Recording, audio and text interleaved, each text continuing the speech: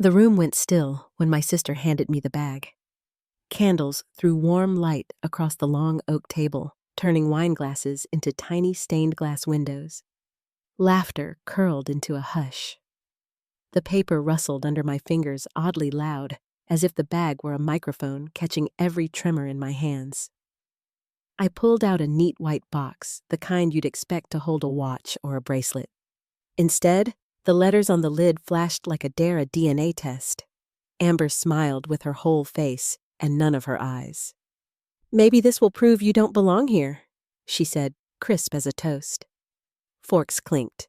A chair scraped.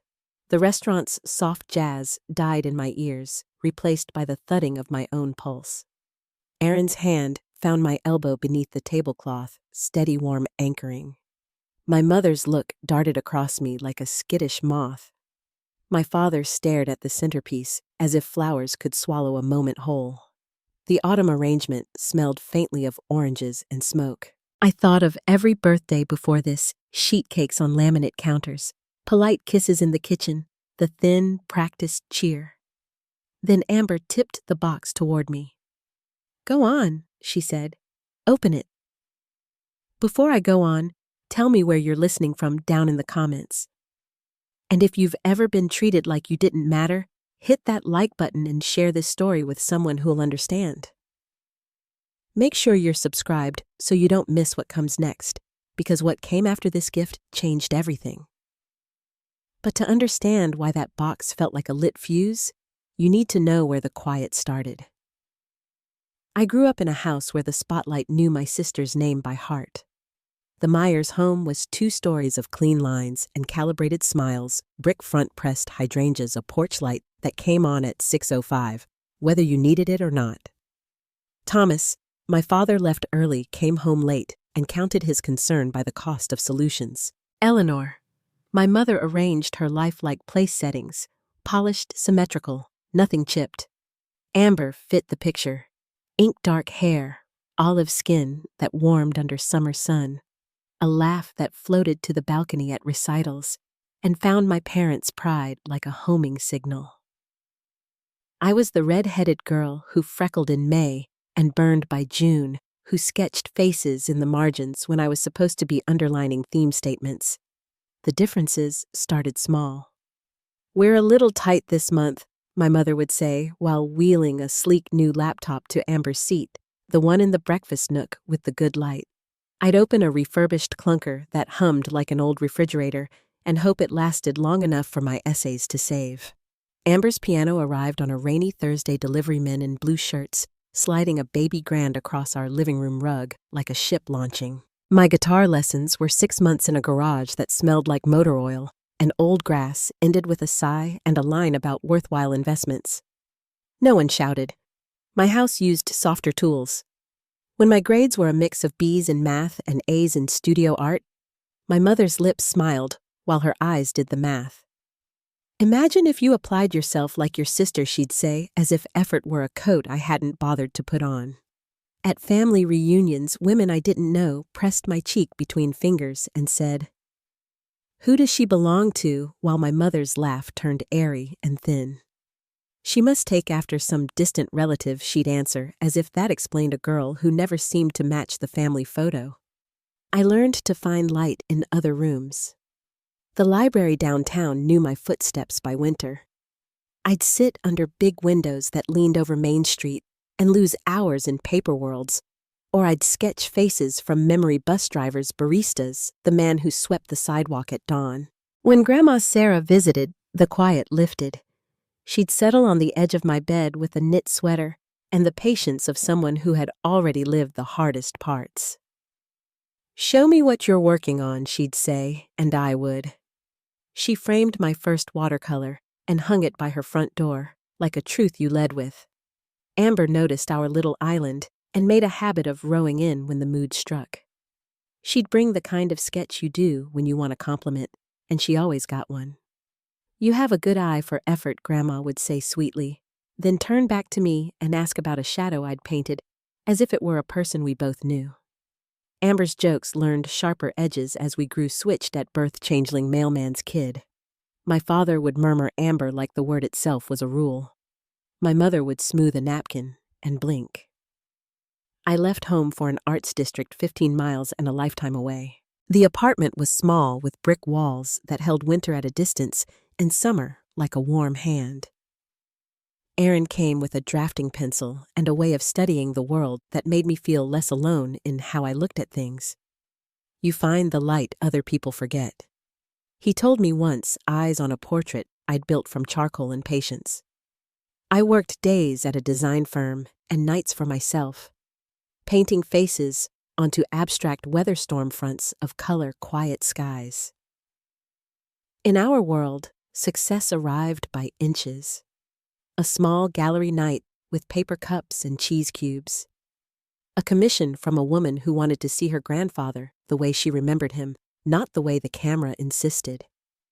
A write-up in a local magazine nestled between a new coffee shop and a theater revival. I'd call my parents with good news and hear chair legs and cutlery on the other end. "That's nice," dear my mother would say, then ask about Amber's case. Amber's partner track Amber's Mercedes. It wasn't envy that bloomed in me, not exactly. It was a thinner thing, like hunger. The week we buried Grandma Sarah, I drove to the cemetery early and parked where the lawn met a low wall.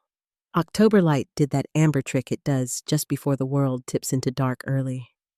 I stood alone holding a paper cup that tasted like burnt coffee and the last thing you say to someone you love when you don't want to believe it's the last.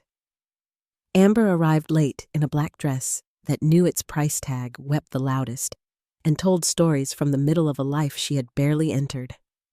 My mother's eyes found every wrong detail to correct in the flower arrangements. My father's tie stayed straight.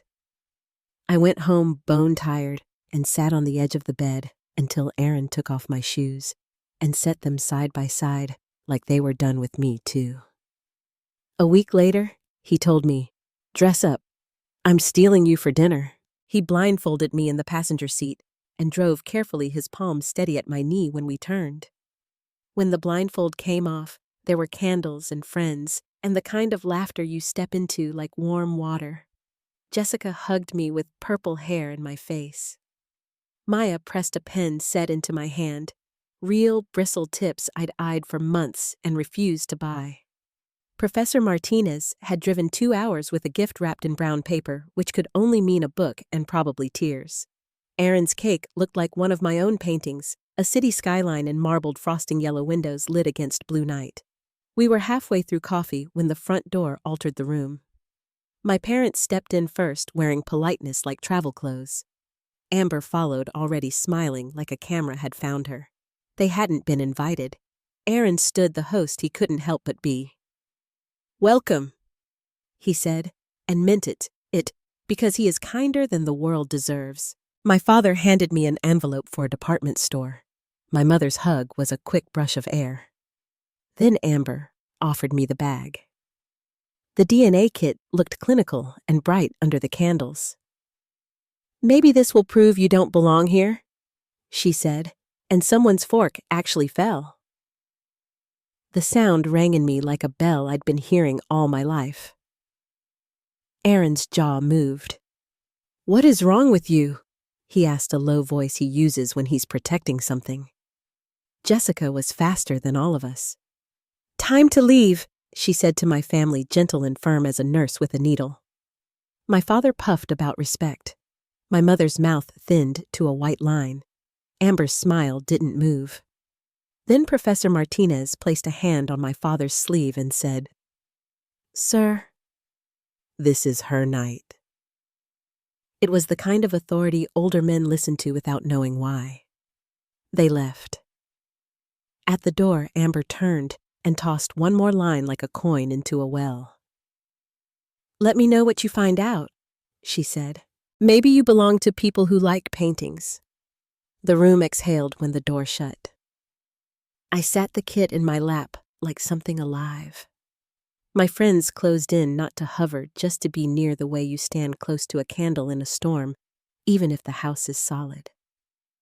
We finished the cake because it was beautiful and made with love, and beauty deserves to be consumed without apology. We told lighter stories to give my heart time to climb back into my chest. But the kit remained on the table, white as a dare. At home, I set it on the windowsill and watched the city settle. Headlights smeared along the wet street. Somewhere, a neighbor's radio found an older song and turned it into a lullaby. Aaron rinsed coffee cups, and the clink of ceramic felt more honest than anything my parents had said that night. "You don't owe that thing an answer," he told me over his shoulder. "You don't owe Amber a single breath." He dried his hands and came to stand beside me. In the glass, we were doubled 2 people in a small apartment that had been big enough until this evening. "But if you want to know, for you," he added, "that's different."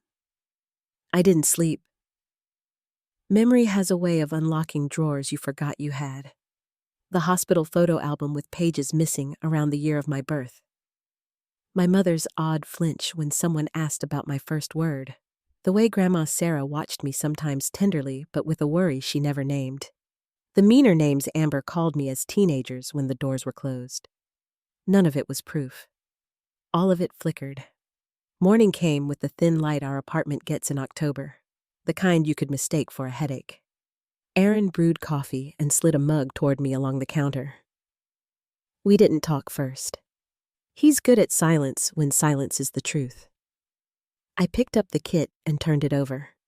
The instructions were simple: spit, seal, mail, wait. It seemed ridiculous that something as complicated as belonging could be reduced to postage. I set the box down and walked to the window. Below, a delivery truck idled while a man in a navy jacket stacked boxes on a dolly and checked a list. Across the street, the bakery owner flipped her sign to open and straightened the display of apple tarts I could smell from our stoop on warm days. Life moved forward indifferent and faithful. I placed my palm flat against the glass, as if the room needed calming, as if I did. Behind me, the apartment made its small sounds refrigerator hum the tick of the wall clock we'd found at a flea market. Aaron's spoon against his cup. "Do you want me to throw it out?" he asked finally. I thought of the way Amber had looked at me, so sure her joke would land and nothing else would move. I thought of the way my mother's eyes had skipped over me like stones across a pond never sinking. I thought of Grandma Sarah's front door and my watercolor hanging there catching the light whenever it opened. I turned back to the kit and the life it might press open and the life it might leave exactly as it was. "No," I said, voice steady in a way that surprised me. "Not yet." I slid the box into the top drawer of the credenza, where we keep stamps and spare batteries and the instructions for appliances we pretend we understand. I closed the drawer softly and left my hand resting on the wood, feeling the grain like a heartbeat under my palm. The apartment seemed to lean in. It's a strange thing when the ground under your story shifts a half inch and you're the only one who feels it. You keep your voice low. You make the bed. You rinse a plate and set it to dry. But somewhere behind your ribs, a door opens to a hallway you've never explored, and a draft moves through the rooms you thought you knew. By noon, the kit was still in the drawer. By dusk, I knew where it would be by morning. The night deepened. Streetlights cast their quiet circles on the wet pavement. I sat at the table, elbows on wood polished smooth by 1,000 small dinners, and listened to the clock. In the other room, my phone buzzed and fell still. The kit waited patient as a secret. Change doesn't always arrive with a crash. Sometimes it sits in a drawer, white as winter, and teaches you the shape of your own courage. I looked at the drawer one last time and turned off the lamp. The room slid into shadow, the kind that makes you honest. Part of me wanted to forget the whole thing and let the quiet resume, even if it was the wrong kind of quiet. Another part, the part that had learned to find light in rooms without chandeliers, knew the quiet was over. And somewhere between those two truths, the night held its breath. That night, sleep wouldn't come. I could hear the rain against the windows, steady and patient, the kind that made the city sound smaller than it was. Aaron's breathing had settled long ago. His arm draped over me, but my mind stayed open, flicking through old memories, like pages left too close to a fan. Every sound, the hum of the refrigerator, the soft ticking of the baseboard heater felt like a question I couldn't answer. Somewhere inside the drawer, the DNA kit waited quiet and white, like an unopened letter. Morning arrived gray and slow. The streets below were slick reflections of traffic lights rippling in puddles. I sat at the table with my hands wrapped around a mug that had gone cold before I realized I hadn't taken a sip. The drawer creaked when I opened it, and for a long moment, I just looked at the box. Something about it felt heavier than it should have, as if the truth itself already lived inside. I followed the instructions carefully. It was strange how ordinary the act felt, nothing dramatic, just a few small steps, a few moments of hesitation before sealing the sample. I printed my name on the label in the neatest letters I could manage. Then I walked it to the mailbox down the block, raincoat hood pulled tight. When I let it slip from my hand into the metal slot, the echo it made sounded final, almost like the door closing on the life I'd known. For days, I tried to pretend it didn't exist. I filled my calendar with work design deadlines, client calls, freelance sketches that blurred one evening into the next. But even in the hum of routine, something inside me shifted. I caught myself studying faces on the street, red hair, pale freckles, the tilt of a jawline, and wondering if one of them might resemble mine. At night, Aaron would find me sitting by the window paintbrush, idle gaze lost somewhere past the glass. He never asked what I was thinking, only brought tea and rested his hand on my shoulder. I think he understood that silence was the only language I could manage then. 2 weeks later, when the weight of waiting began to dull into routine, I remembered the box Grandma Sarah had mentioned in her hospital bed. I'd promised her I'd retrieve it, and somehow I hadn't. Guilt came sharp and sudden. I called my mother the next morning. "Mom," I said, trying to keep my tone even, "I'd like to stop by Grandma's house this weekend. Maybe help sort her things before it's listed." There was a pause, long enough for me to picture her face lips pressed tight as she measured her words. "That's very thoughtful, Dixie, but the realtor's handling most of it." "I just want a few keepsakes," I said quietly. "Maybe some books or art supplies she kept." Another pause. Then reluctantly, "Fine, the key's in the front drawer of the desk."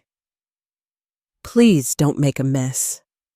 The house sat on a quiet street lined with aging maples, the kind of neighborhood that smelled faintly of cut grass and time. Inside it felt smaller than I remembered. Dust floated in strips of light through half-closed curtains.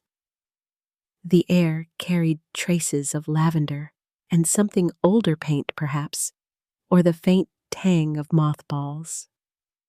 The cedar chest was exactly where she'd said it would be, at the foot of her bed. My fingers hesitated on the lid. When I lifted it, a breath of her perfume escaped so familiar it made my throat tighten. Folded quilts, photo albums, a stack of letters wrapped in ribbon, and there near the bottom, a smaller box marked in her handwriting, "For Dixie." The box itself was simple dark wood edges, smoothed from age. Inside, layers of paper held a bundle of photographs, a tiny knit cap, and a folded note. I unfolded the paper first. Her handwriting trembled across the page. "If you are reading this, I am gone. I have carried a burden of knowledge for many years." The sentence ended abruptly, the pen stroke dragging off as though she'd been interrupted. I read it twice, then 3 times. In 3, the silence in that unfinished line felt heavier than the words she'd managed to write. I reached for the photos next. The first showed my mother in a hospital bed holding a newborn me, I thought at first, but her face wasn't the same joy I'd seen in Amber's baby pictures. Her smile was thin, uncertain, her eyes rimmed with exhaustion. My father stood beside her, hand on her shoulder, his expression unreadable. The next image wasn't a photo at all, but a clipping from an old newspaper. The headline froze me. Infant abducted from Memorial Hospital. My pulse quickened as I scanned the text. 28 years ago, a missing baby parents pleading for information. The name beneath the picture of a red-haired infant read Lily Carter. My stomach dropped. I looked again at the tiny cap in the box, the tag stitched inside Carter L. I sat there for a long time, unable to breathe, the afternoon light tilting across the floor, as if the house itself were turning away from me. It couldn't be real. There had to be another explanation. Maybe Grandma had kept things from some volunteer work. Maybe this was a coincidence, a misfiled memory. But even as I tried to reason, the puzzle pieces began to fit too easily. The jokes, the missing photographs, my mother's evasions, Amber's smirk. By the time I drove home, the streetlights had begun to blink awake. The city looked different that night, every building a question I didn't know how to ask. Aaron was waiting, leaning against the counter with the quiet worry that only people who truly love you can't hide. I placed the box between us on the table and told him everything. He listened without interrupting, tracing the edge of the newspaper clipping with his finger. "It could be connected," he said carefully, "but we don't know yet. Let's start by verifying the article." We spent the next hour bent over his laptop.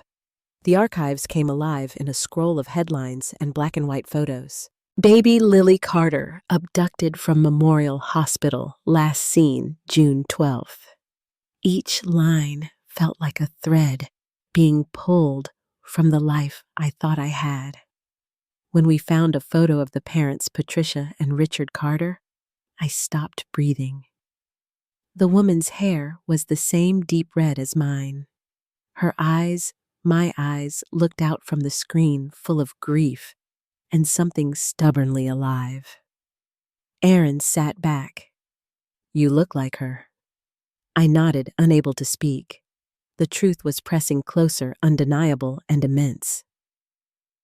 Days slipped by like that research, sleepless nights, work done on autopilot. When the email from the DNA company arrived, my heart stuttered. It asked me to schedule a consultation, something about unexpected findings requiring verification. My hands trembled so hard, I nearly dropped my phone. The next morning before the call, Amber rang me. Her voice was tight, urgent. "Dixie, have you gotten your results yet?" "Not yet," I said slowly. "Why?" A silence then. "You should cancel the test." "It was a stupid joke. I'm sorry. Just let it go." The apology caught me off guard. "Why would I cancel it now?" "What's wrong, Amber?" "Nothing. These companies mess up all the time. You don't need strangers digging into our lives." "Our lives?" I repeated, but she'd already hardened her tone. "Do what you want. Just don't come crying to me when you regret it." The line clicked dead. I stood there in the quiet kitchen phone, still in my hand, feeling the air shift. Aaron looked up from his drafting table. "She knows something," he said. The following afternoon, I sat in front of my laptop for the video call. The genetic counselor appeared, a calm woman with gentle eyes, who introduced herself as Dr. Reeves. Her tone was kind but measured. "Miss Myers, your results came back showing no biological relationship between you and the individuals listed as your parents." Even though I'd expected it, the words struck like a physical blow. "So "They're not my parents," I said, hearing the tremor in my own voice. "I'm afraid not. There is, however, a strong parent-child match in our database with a Patricia Carter. She's been searching for her missing daughter for several years." The room felt smaller, the air thick with something indescribable. Dr. Reeves's voice continued, gently explaining, "Next steps, legal channels, support resources," but the details blurred. When the call ended, I sat motionless, watching my reflection in the darkened screen. Aaron touched my shoulder. "What did they say?" I turned to him, my voice barely more than breath.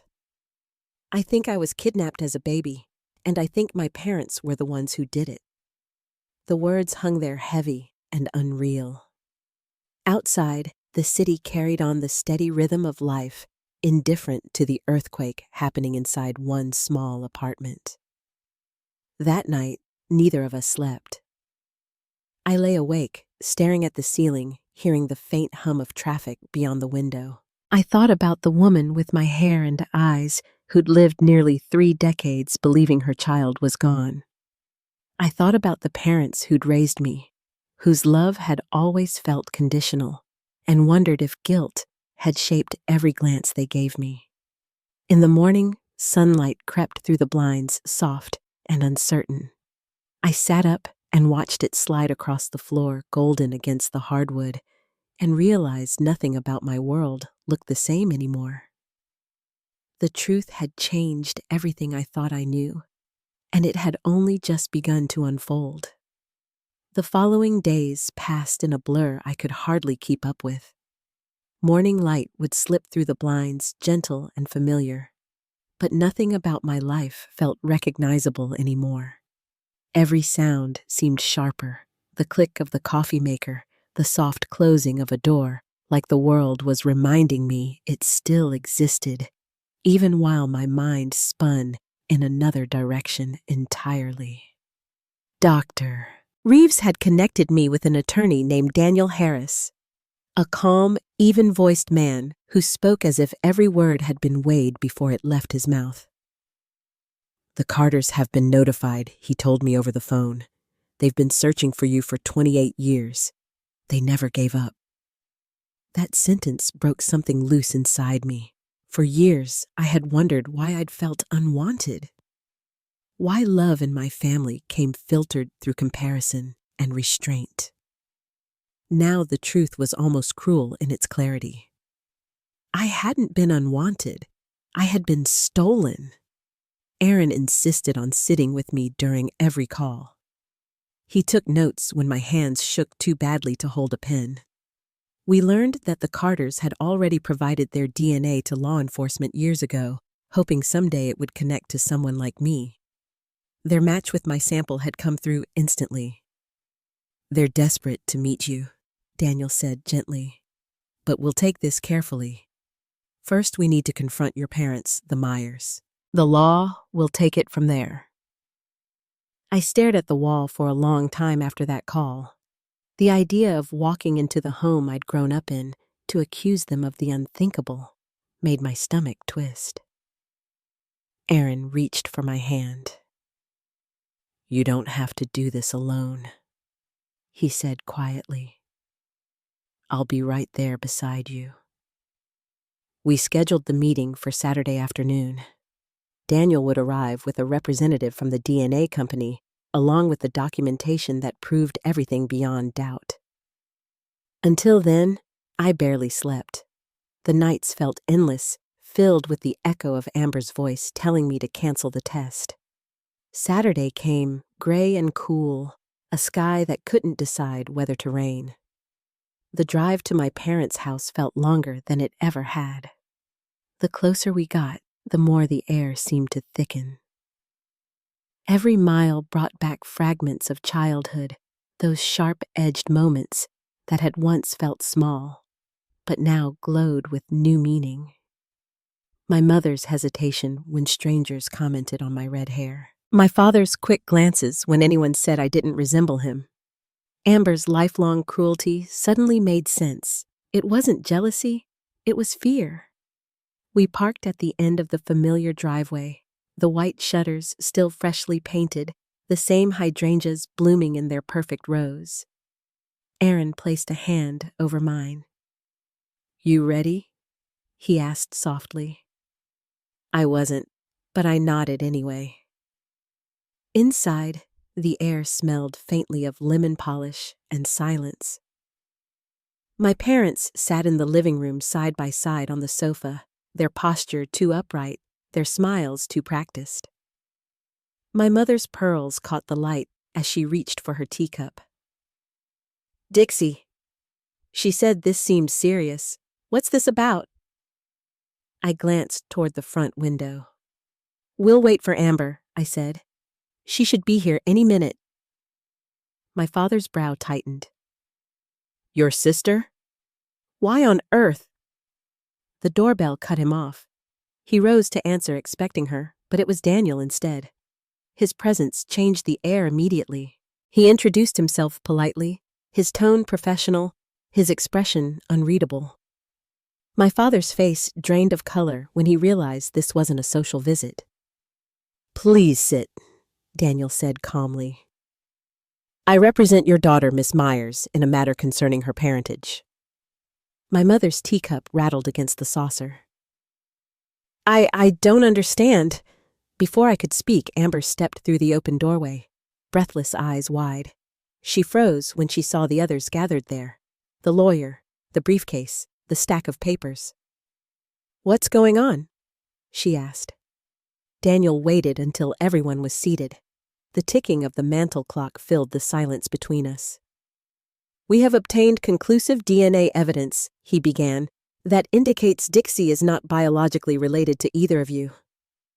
My father's hand twitched against his knee. My mother let out a sound halfway between a gasp and a sob. Amber looked at me, her face pale. "That's ridiculous," my mother whispered. "She's our daughter." Daniel opened the folder and placed the report on the coffee table. "There is also a match to another family, Richard and Patricia Carter. Their newborn daughter, Lily, was abducted from Memorial Hospital 28 years ago." The words hung in the room like smoke. For a long moment, no one moved. I turned toward my parents. "Is it true?" I asked quietly.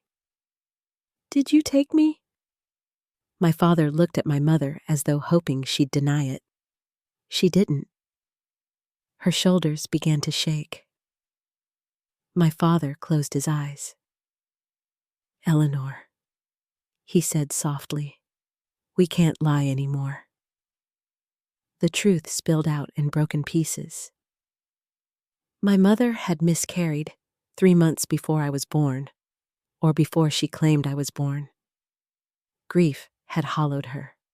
Volunteering at the hospital's maternity ward had been her attempt at recovery. She'd held a newborn one afternoon, a red-haired baby with her mother's coloring, and something inside her had fractured. She said she couldn't put the baby back. My father found her waiting by the car, cradling me in a blanket, and instead of returning to the ward, he drove home. They forged the paperwork, registered a false birth certificate, and built their lives around the lie. My voice trembled. "You stole me from parents who never stopped looking for me." My mother sobbed. "I loved you. We both did. You saved me." I shook my head. "You didn't save me. You made sure I'd never belong anywhere." Amber sank into a chair, her hands pressed to her face. I heard them arguing about it once. She whispered, "When I was 16, Mom was terrified someone would notice how different you looked." I didn't know if it was true, but I knew enough. I looked at her. "And you still used it to hurt me." Tears welled in her eyes, but she didn't answer. Daniel's voice remained steady. "The Carters have been informed. They'd like to meet you, but first we'll need to notify law enforcement. Kidnapping and falsifying birth records are serious charges." My father slumped in his seat, the strength draining from his frame. "We'll cooperate," he said quietly. "We'll tell them everything." The room fell silent except for my mother's quiet crying. I stood feeling suddenly exhausted. "I need air," I said, and walked toward the front door. Aaron followed me onto the porch. The late afternoon light had shifted soft and gold. I could hear my own heartbeat in the quiet. "You did it," he said softly. I nodded, though it didn't feel like victory. "It doesn't make sense," I whispered. All those years, I thought I just wasn't enough, and all along, it was because I wasn't theirs. Aaron reached for my hand. "Now you know. You can decide what to do with it." When we stepped back inside, the sound of tires on gravel made us both turn. Daniel's phone buzzed at the same moment.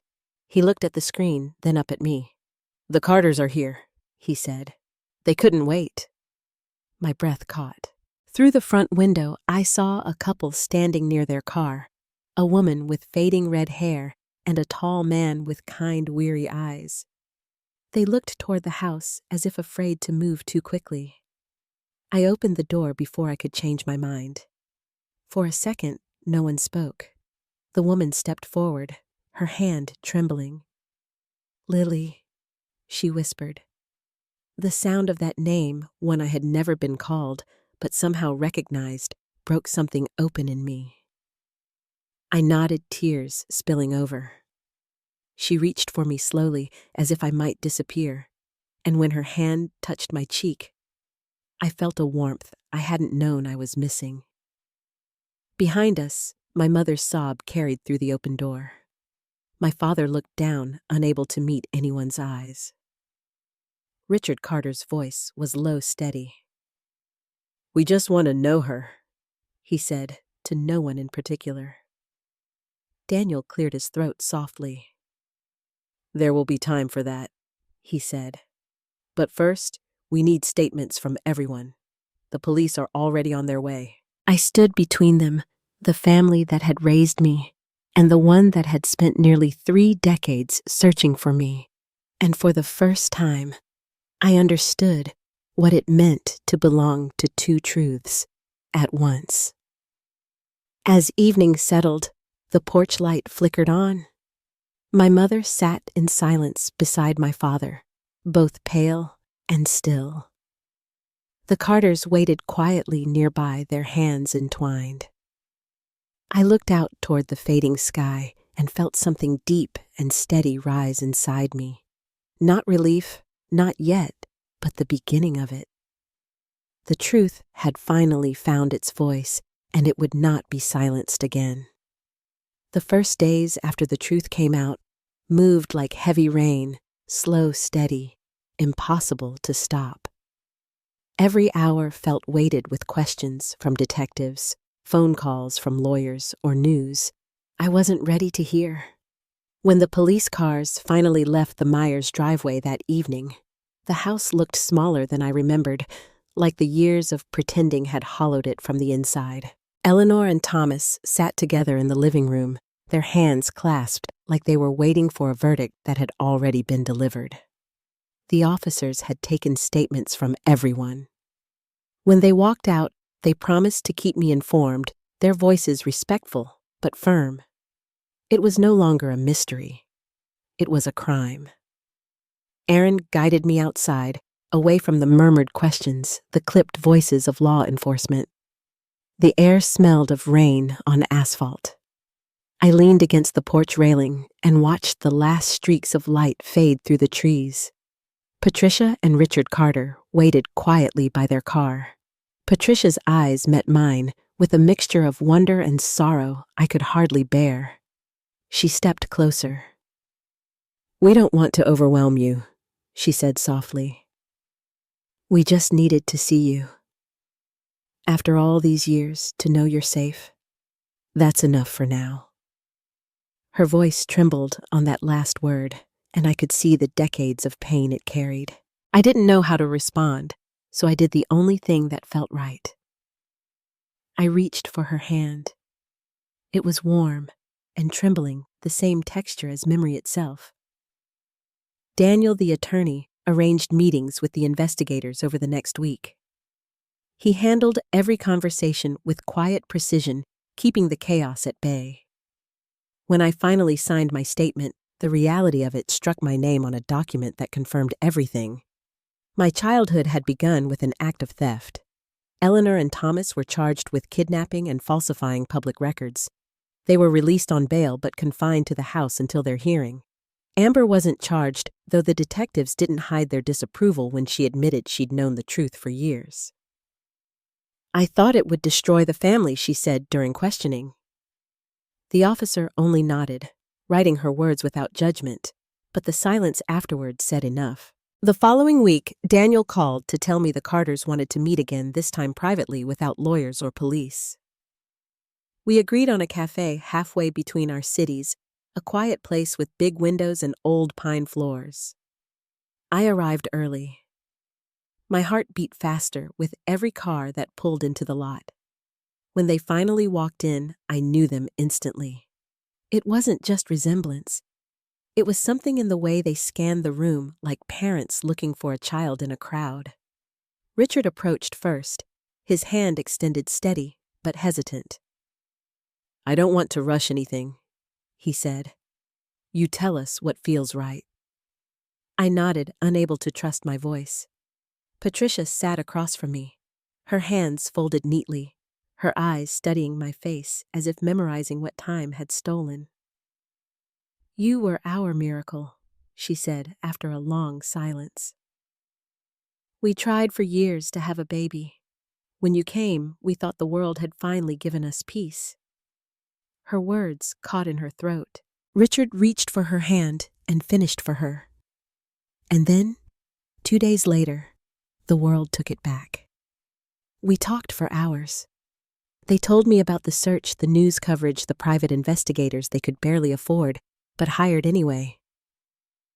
Every birthday, they lit a candle and whispered a wish into the air. Always the same one.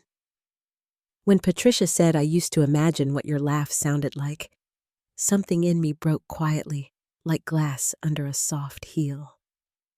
I told them about my life, not the pain of it, but the shape of it. How art had become my shelter. How Aaron had steadied me when the world tilted. They listened as if every word were proof I had survived. At the end of that meeting, Patricia reached into her purse and pulled out a small photograph. It was creased at the corner's edges, worn smooth from being touched too often. A baby wrapped in a pink blanket, a tuft of red hair, eyes half closed in the blur of a hospital flash. "This was the last picture we had," she said, placing it gently on the table. "Until today." I carried that photo home like a fragile truth, something both unbearable and precious. Weeks passed. The investigation deepened, interviews, multiplying dates marked for court. Reporters caught wind of the case, though the Carters declined every request for comment. Through it all, Aaron kept life moving. He made dinner when I forgot to eat. He reminded me to paint even when my hands felt heavy.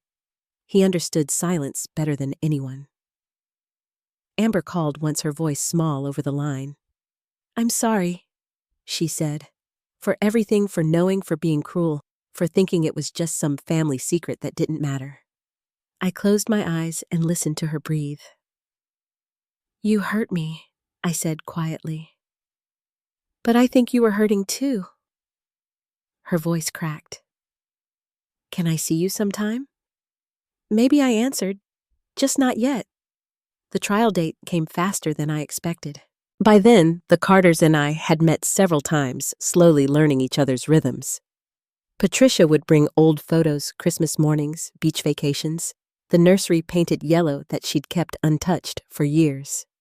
She told me about Caitlin, the younger sister I'd never known, who had grown up hearing stories about the baby who vanished before she was born. Meeting Caitlin was like stepping into a reflection of what might have been. She was 4 years younger, composed, but curious. Her auburn hair pulled back with the same absent-minded gesture I'd made all my life. We met at the Carters' home on a quiet afternoon. The walls were lined with framed photos, each one proof of a life that had gone on waiting. Caitlin smiled shyly at first, then said, "I used to be jealous of you, even though I didn't know you. You were the ghost that never left our house." I smiled back, the ache in my chest, both sharp and soft. "I guess I was waiting for you too." We sat together on the porch, talking until the sky shifted from blue to silver. For the first time, I felt something like belonging take root, not as a sudden miracle, but as a slow, steady hum beneath the noise of everything else. When the hearing began, I chose to testify. I told the court about the years of distance, the way love in that house had felt conditional, the quiet unease that had followed me through childhood. The prosecutor asked if I believed Eleanor had acted with malice. I said no. She acted out of pain, I said, but pain doesn't erase responsibility. Eleanor wept through most of the proceedings. Thomas sat still, answering questions with a hollow calm. When the sentences were handed down, 8 years for her, 5 for him, I felt neither victory nor relief, just a fragile kind of balance returning to the world. Afterward, Patricia found me outside the courthouse. The wind was cold, pulling at her hair. She slipped her arm through mine. "You did the right thing," she said. "I don't know if there was a right thing," I replied. "Just the truth." That night, I returned to my studio for the first time in weeks. The room smelled faintly of turpentine and dust, familiar and grounding. I set up a new canvas and stood before it for a long time, the brush hovering in my hand. I didn't know where to begin, so I started with light, thin strokes of gold across a field of white. Then I added layers of shadow color, bleeding into color, until shapes began to emerge. A child in a nursery, alone, a woman caught between two families, a circle closing at last. The painting grew slowly, days, blending into night's grief, into something quieter. When the gallery offered me a solo exhibition that spring, I titled the series "Found Navigating Stolen Identity." On opening night, the air buzzed with conversation and the smell of paint still drying. The centerpiece, a triptych, stood near the center of the room, the 3 panels telling the story without words. The Carters stood together, eyes glistening as they took it in. Aaron's hand found mine, grounding me in the hum of voices, the click of glasses, the soft shuffle of feet. From the corner of my eye, I saw Amber. She hovered by the doorway, unsure, her face pale under the gallery lights. I hesitated only a moment before crossing to her. "You came," I said. "I had to," she whispered. "It's beautiful.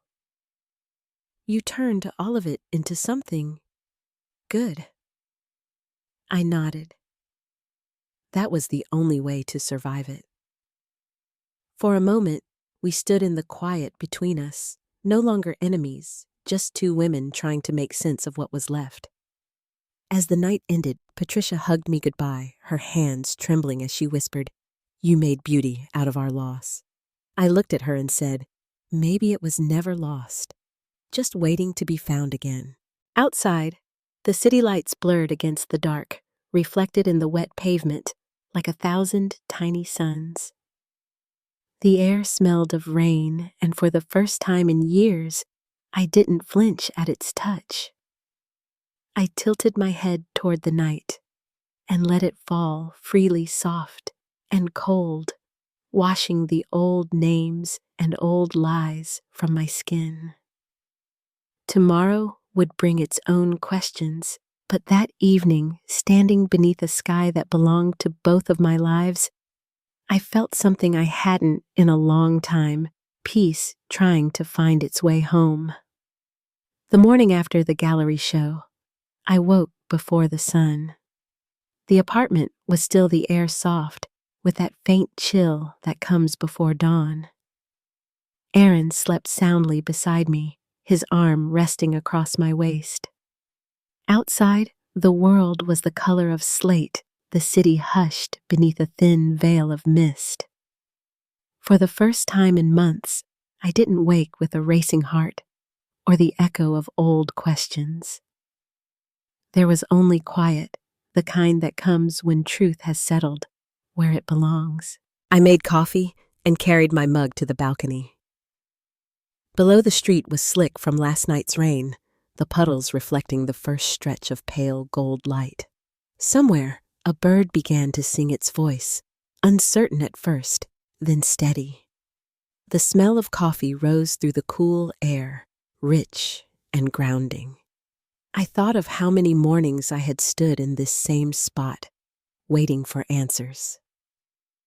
Now, all I wanted was stillness. The trial had ended weeks earlier, but its shadow lingered in the rhythm of my days.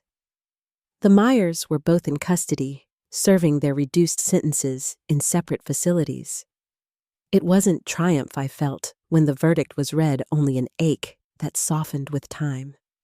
I'd written them each a letter not to forgive, but to acknowledge. I told them I understood their grief, but could never excuse what they had done.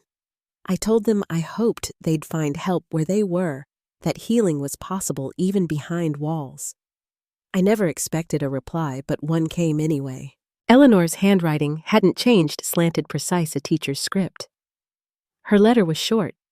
She wrote that she thought of me every day, that she had spent years praying no one would ever find out, and that silence had been its own kind of prison. "You were never a mistake," she wrote. "But I was. And I am sorry."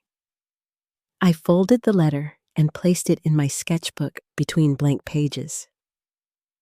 I didn't respond, but I didn't throw it away either.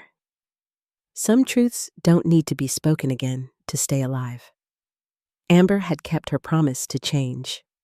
She started therapy, sent me quiet updates once a month, a photo of her garden, a few lines about volunteer work at a shelter, a note asking about my art. Our conversations were still careful, like walking on a frozen pond, but the ice was thicker than before. When she called me Dix for the first time in years, it didn't sound like mockery.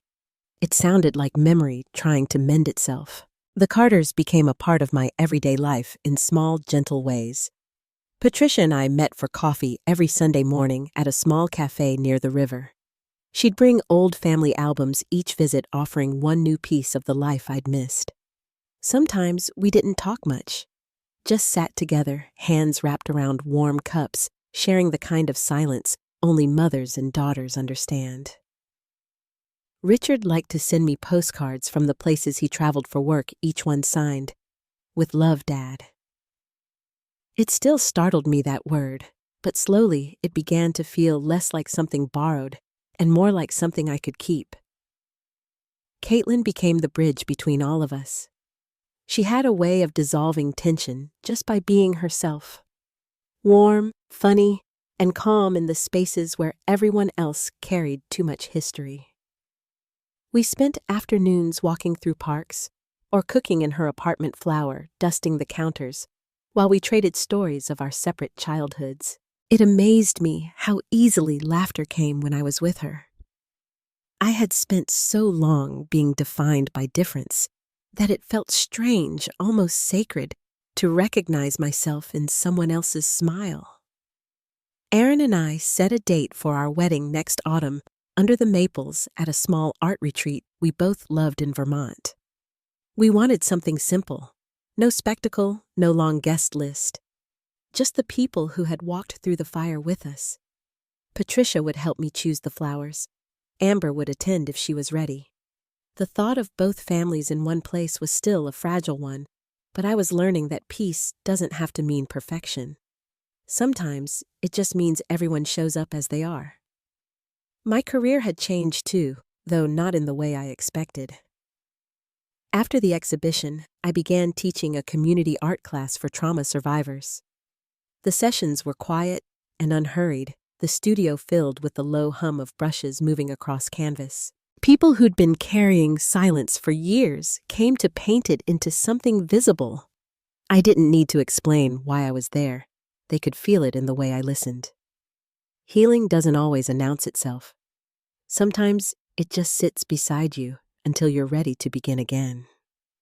One afternoon that spring, Patricia invited me to their home for dinner. It was the first time I'd gone beyond the front porch since the day we met. When I stepped inside, I was struck by the warmth of it, the scent of rosemary and bread baking the hum of soft jazz from an old radio.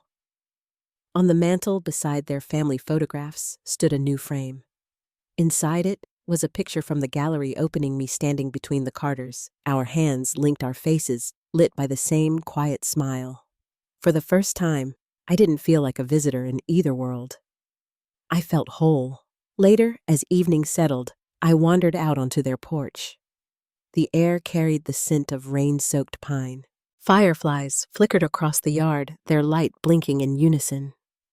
Patricia joined me, 2 cups of tea in hand. She handed me one and leaned against the railing beside me. Neither of us spoke for a while. Then she said, "I keep wondering what you would have been like growing up here. Then I realize you became exactly who you were meant to be anyway."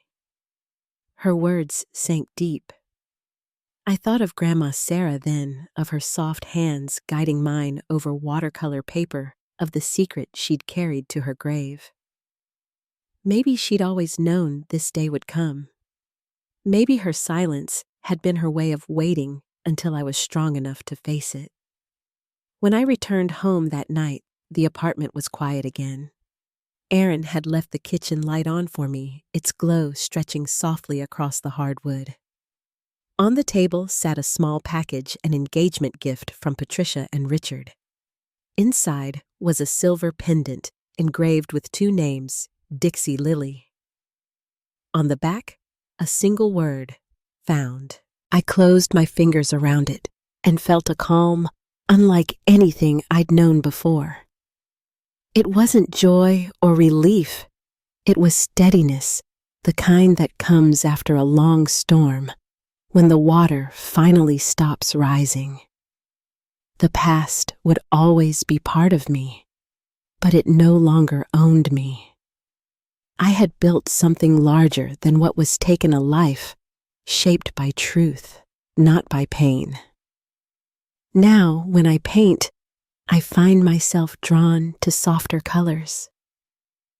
The reds and blues of my earlier work have given way to ochres, to dawn tones, to light that feels lived in.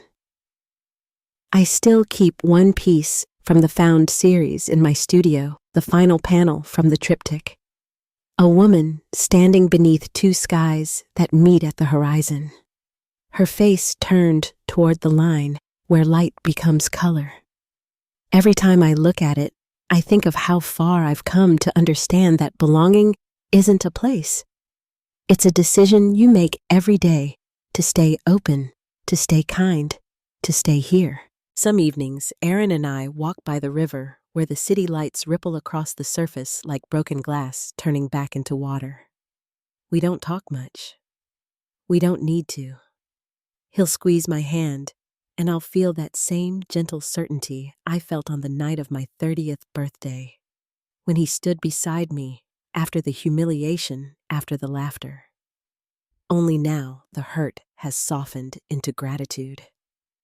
Every wrong turn had led me to this exact moment of quiet where love feels less like rescue and more like recognition. I know my story will always live in the space between 2 families, 2 names, 2 truths, but that's what makes it whole. Some roots grow in the dark, some in the light. What matters is that they meet somewhere in the middle, strong enough to hold the weight of who we become. Peace, I've learned, doesn't arrive all at once. It drifts in slowly like sunlight through old curtains, touching everything you thought was beyond repair. And when it does, you finally stop reaching backward for what was lost and begin living fully in what's left. If this story found its way to you, tell me where you're listening from. I'd love to know. And if you've ever rebuilt yourself from the truth, share it in the comments below. Thank you for being here and for believing as I do that even the hardest truths can lead us home.